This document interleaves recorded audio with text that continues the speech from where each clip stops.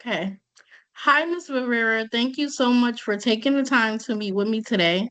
I really appreciate how you consistently been implementing the plan over the last few weeks and all the data that you collected. I know that managing behavior and instruction and the data collection at the same time is a lot, and I really want to acknowledge your effort. During our previous stage, the IDI stage, the intervention plan was finalized by reviewing data, confirming that their behavior was by attention function, and we both selected DRA and RPA as the function-based, evidence-based interventions. And you started implementing it with fidelity and all the procedures. So today we're gonna review all the visual data together, which are the gas plots and the P and D graphs, which I will explain later, and also the trends for both Grace's problem behavior and her replacement behavior. Then we'll decide together next steps based on what the data shows. Does that sound good? Absolutely. Okay. Great. As always, this is an open floor. If you want to share anything, just let me know and we'll discuss it, okay? Okay. Okay. So just give me a second. Let's discuss. Let's begin by discussing Grace's gas plot for her problem behavior, which is disruptive joking, blurting out, and dramatic play acting. And also I just wanted you to let you know that gas stands for goal attainment skill. And let me pull it up for you so you can see.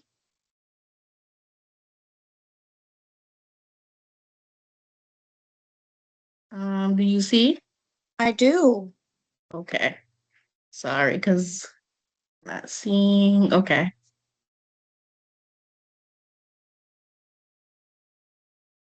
Okay. Just a second. Trying to adjust my screen.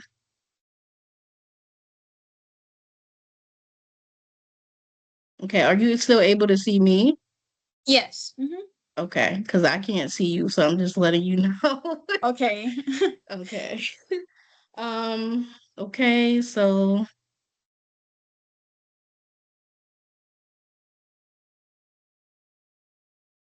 hold on just a second. I'm having a little technical difficulties.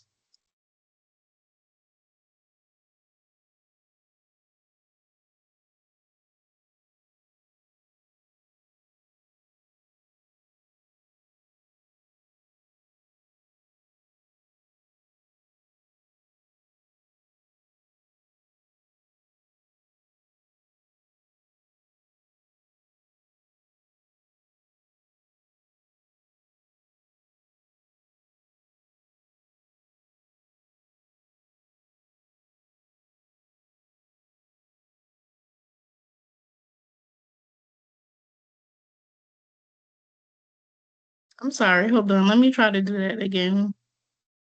Sorry. You're fine. What technology's hard?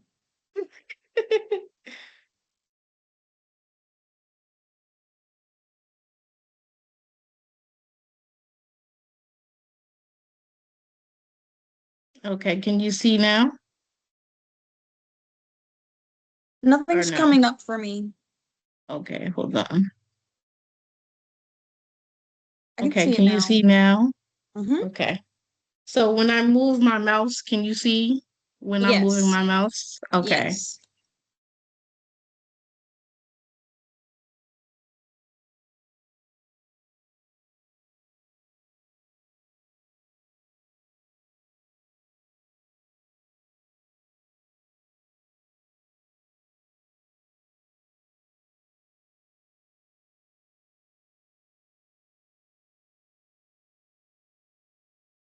Okay, so right here, these are the gas skills, and it ranges from -2 to 2, which I will explain her scores in a second. So during the baseline, her gas scores were consistently at -2, which means that she was only meeting 25% of her reduction goal. So -2 stands for 25%. That lines up with what you're seeing, that the behavior was happening very frequently. And then, so she stayed at -2 for the baseline data, for the baseline phase, which consisted of days 1 through 5. So she stayed at -2, only reaching 25% of her reduction goal. Then for days 6 through 9, she moved up to -1, meaning she was meeting 50% of the reduction goal. Then on day 8, the score dipped back to -2, meaning that she was only met 25% of the daily goal. But this could have been influenced by various factors, such as having an off day or other environmental factors or changes. Then on days 10 to 25 onward, she stayed consistently at 0, which is her 75% of her daily goal. So she moved back up. So the gas plot shows a steady upward trend from 25% goal attainment to 75% for her reduction goal of the problem behavior. So that shows that she's had meaningful progress, even though she hasn't hit the 100% mark yet, um which would be 1 and 2, between 1 and 2. Okay, so now we're gonna go down to the replacement behavior gas skill. Goal attainment skill. So now we're looking at the replacement behavior, which is raising her hand, waiting to be called on, and saving jokes for appropriate times. During the baseline phase, which is again days 1 through 5, she stayed. She again stayed at -2, meeting only her 25% of her participation goals. Then during the intervention phase, which was through 6 to 25, for days 6 to 9, she rose to -1, as you can see here. And this means that she only met 50% of her goal. So -1 is 50%. Then we go to day 10 and onward. So day 10 to 25, she consistently performed at 0, which is 75% of her participation goal. So again, we see the clear upward trend that Grace is having. So, like I said, we're seeing progress, but not quite to the level of the full goal attainment that we want, which is totally normal in the first 4 weeks. So, but as I said, she's making progress. So, next, I want to show you the visual graphs for the P and D, which is percent of non-overlapping data. So this basically shows if the data from the baseline phase is different from the data points from the intervention phase. If the data from the baseline and intervention phase is not accounting for something, either the replacement, even the replacement or the problem behavior, if they're overlapping. Does that make sense to you? Yes, yeah. Okay. So first we're gonna go over the P and D graph for the problem behavior. Okay, let me see. Can you see this or do I have to make it bigger? Yeah, could you zoom in a little bit? It is a little small for me. Okay, I'm gonna try best as I can. I think you could zoom into like what if you go into the right hand side and click that little plus sign Plus lower. sign. uh, you have to go down. It's on the other side at the bottom of the screen. Oh, okay, right here. Where it says 51, yeah, and you can just increase that. Okay. Thank you. No problem. Okay. Oop. Okay, the graph is acting a little wonky, but we're gonna make do with it. Yeah, I can see Okay. it pretty clearly now. Okay. So where this line is supposed, I don't know what just happened. It moved a little bit. Okay. So this part over here, 1 through 5, is the baseline phase that we've discussed, and 6 to 25 is the intervention phase. Okay, so this graph shows that she had a baseline average of 58.4, which is around right here. And then for the intervention phase, intervention average, she had an average of 27.5, 27.25. And this shows that there's a big decrease. And if we go up here, I use the P&D calculator and, put the numbers in and everything. Hmm. And the calculation came up, excuse me, to 95%, as you can see here.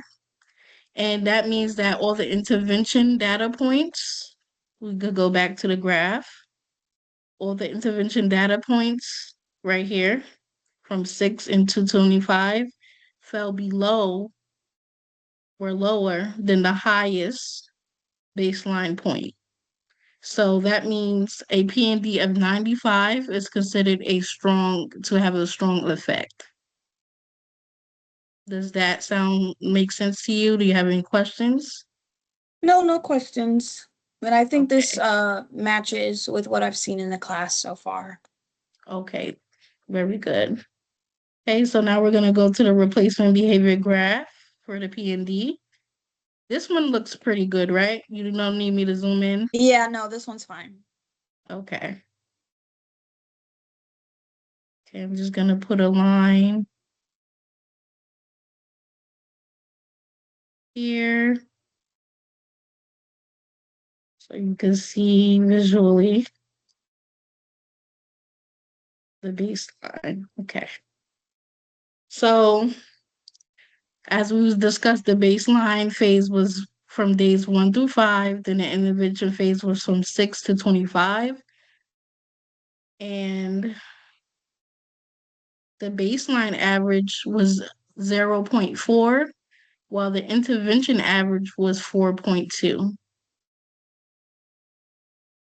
And as you can see, the P and D, if we go up using the P and D calculator, the P and D had a calculation of 100%, meaning that all the intervention data points were above all the baseline data. And when you can visually see the graph, you see the baseline data is down here, and then all the intervention phase data is up here. So, like, it shows that the data points were above the baseline data. Hmm. And that tells us that Grace consistently used the replacement skills during the intervention period. So does that sound good and to visually see it? Yes. Okay. Okay. So do you have any questions before I stop sharing this? No. Okay. Just give me a second.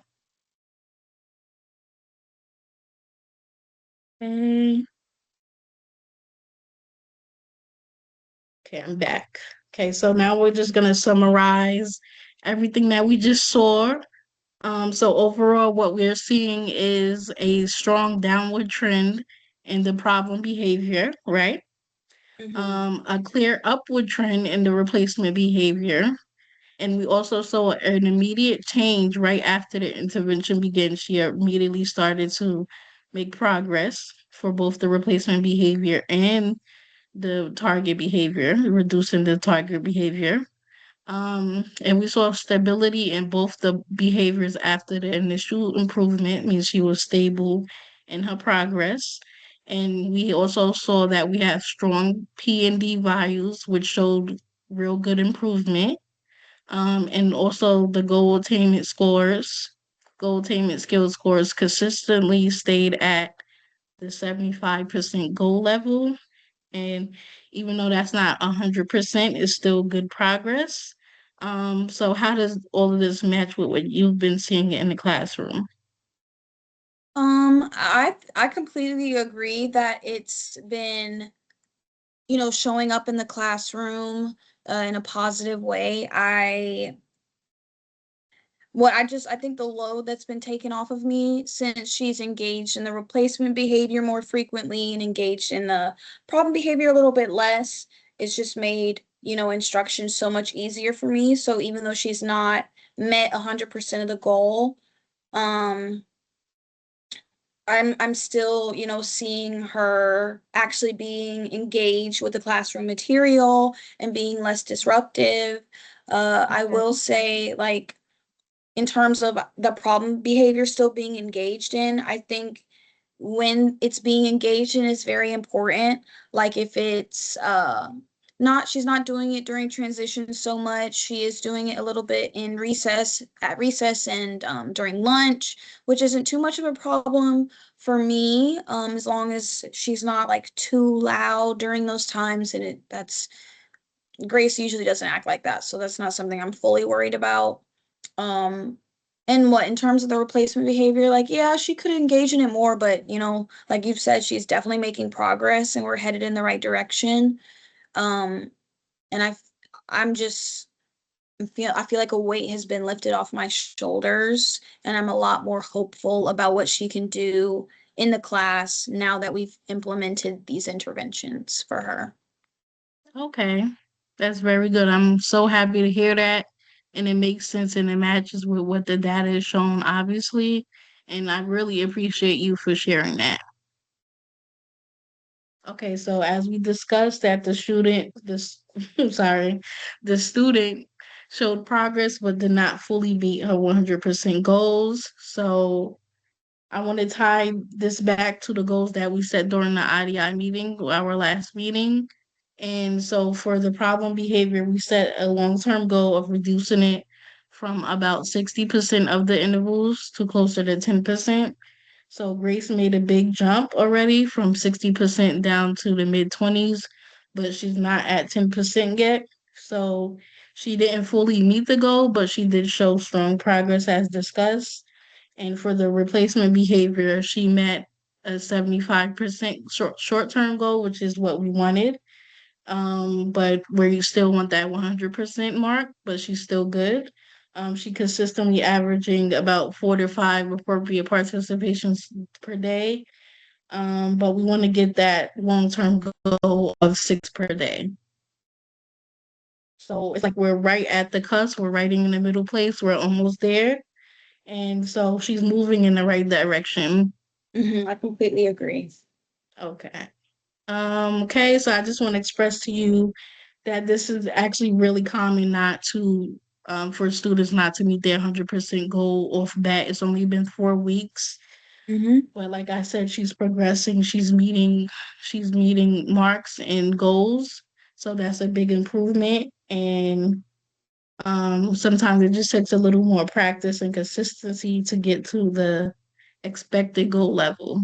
And I also want to give you your props, give you your flowers and tell you that your fidelity played a big role in this. You implemented the intervention consistently with great fidelity and stayed, everything was good. You did everything great in the right way and followed the rules and procedures. And that's why Grace is showing this progress so well. So Thank thank you you. for that. Thank you. I really appreciate it. And I appreciate you as well. Like I didn't know what to do for the longest time. So us working together was the perfect solution, and what I look forward to just having a different perspective on how to work with Fatima from here on out for the rest of the school year. Okay, okay. I'm very glad. I mean, you mean Grace? Oh yeah, Grace. I do mean Grace. It's okay. Okay, so based on the data, we have 3 general options. We could move to maintenance, which is to, maintain the intervention and slowly phase it out. Then we could adapt the intervention, which means to make some modifications to, get to the 100% goal and make adaptations and modifications to the already interventions that we're implementing.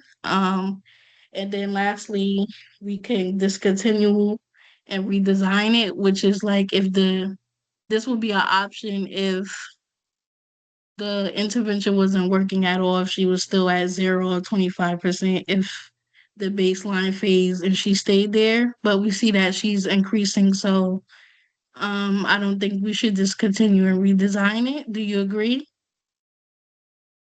Um, yeah, I don't think we have to like get rid of it or get rid of it entirely. Just a few Mhm. tweaks Right. would help her.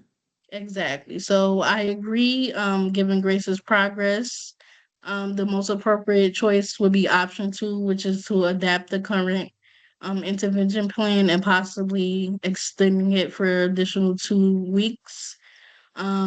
This is actually exactly where a student reaches 75% of the goals but hasn't gotten all the way there yet. Usually that happens at like the 4 week. So maybe we extend it for like 2 more weeks. That'll be good too. Does that sound good? Yeah, yeah, I can totally do that. Okay, so we're extended for 2 more weeks and make some adaptations to go along with it. And also, continue to keep fidelity and now come in for regular observations to observe everything in action and confirm everything and to offer you help and make small time adjustments. Okay.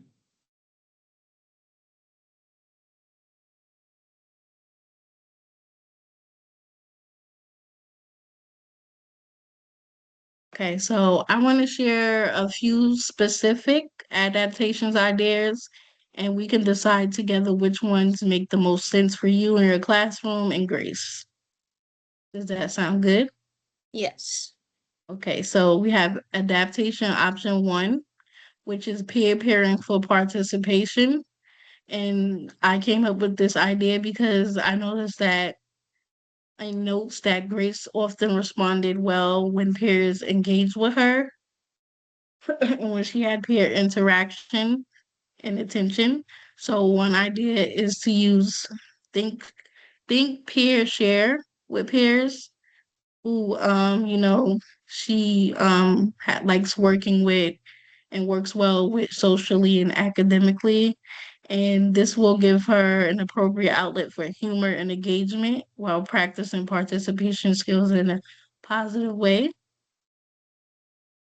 So I know you mentioned that she has two friends that she really gets along with.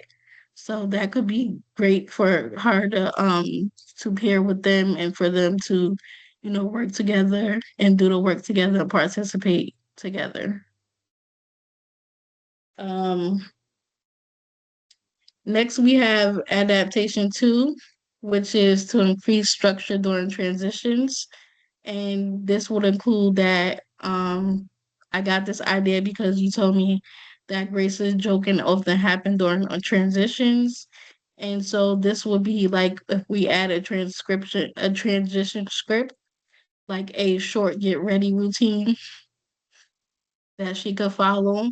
And this could reduce opportunities for joking and blurting out during transitions. And then, I'm sorry, I'm losing my voice.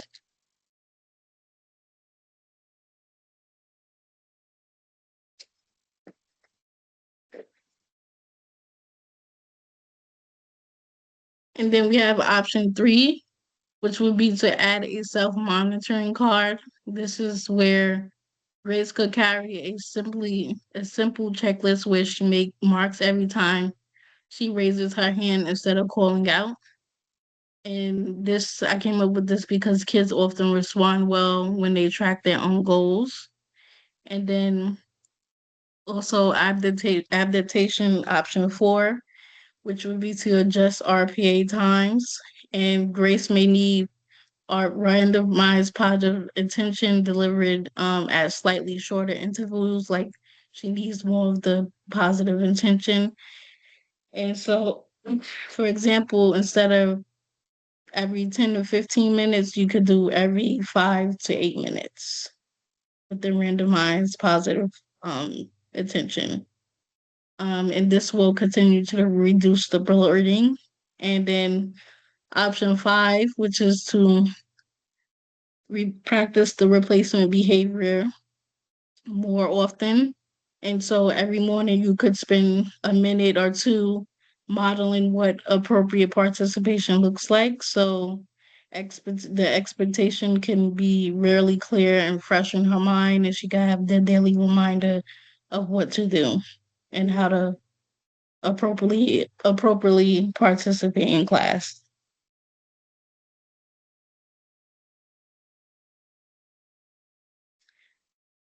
So I want to pause and hear your thoughts on these. Which adaptations do you feel might work best in your classroom? Or is there anything else you think you want to add? I can definitely engage in the more random, positive reinforcement, and just Okay. increasing that. I have no problem doing that. I think that there are certain classroom activities slash assignments where Fatima can be placed with her friends.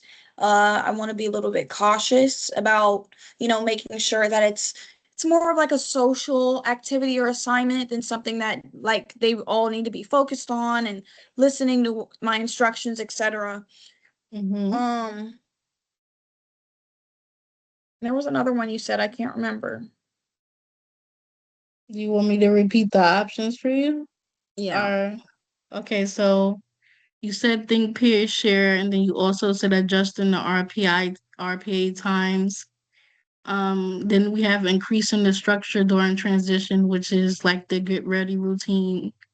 And then we also have to add a monitoring card, that one. which Yes, is the that. simple checklist. Yes, like what I've pulled Grace to the side before and I've talked to her about her behavior. So I think pulling her to the side again and giving her that more positive attention and like telling her like this is something that we can work on together. I think she would be very interested in doing that and would respond well to that addition to the interventions.